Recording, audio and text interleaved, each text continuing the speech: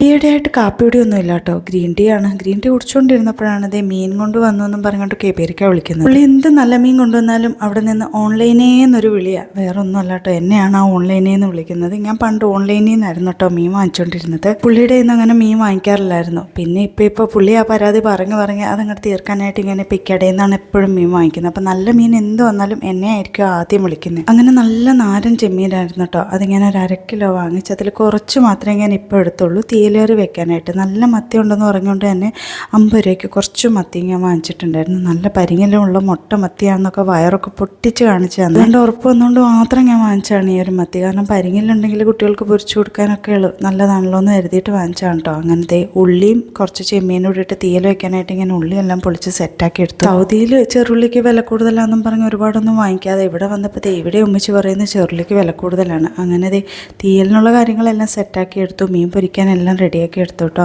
ഇന്നലെ കുറച്ച് മുളക് കറി വെച്ചിരുന്നത് ബാക്കിയുണ്ടായിരുന്നു. അപ്പം ഞാൻ തീയലിന് വേണ്ടിയിട്ട് ആ ഒരു തേങ്ങയൊക്കെ ഒന്ന് വറുത്തെടുത്തു. ഒരുപാട് ഞാൻ അങ്ങോട്ട് മൂപ്പിക്കില്ല കേട്ടോ. അപ്പോൾ ആ ഒരു ടേസ്റ്റ് തനതായിട്ടുള്ളത് നമുക്ക് കിട്ടില്ല.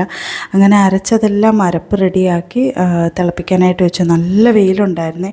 തുണിയെല്ലാം ഒന്ന് കഴുകിയിട്ടാൽ നല്ല അടിപൊളിയായിട്ട് ഉണയും കിട്ടും. ആ പരുവത്തിലായിരുന്നു. പിന്നെ കുറച്ച് ചെറുപയർ തോരനും ഉണ്ടാക്കണമെന്നുണ്ടായിരുന്നു. അതും റെഡിയാക്കി ഉച്ചയൂണ് സെറ്റാക്കി. ഇപ്പം ഇത്രയേ ഉള്ളൂ. ടാറ്റാ.